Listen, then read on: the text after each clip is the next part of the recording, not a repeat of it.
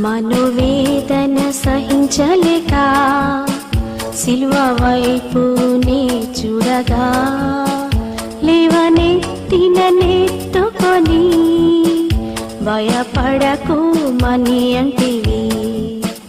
లేవనెత్తిన నెత్తుకొని భయపడకు మని అంటివి.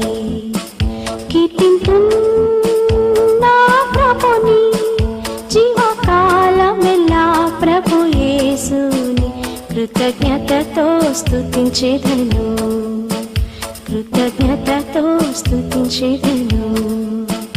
కృతజ్ఞతతో స్తుతించెదను. కృతజ్ఞతతో స్తుతించెదను. కృతజ్ఞతతో స్తుతించెదను.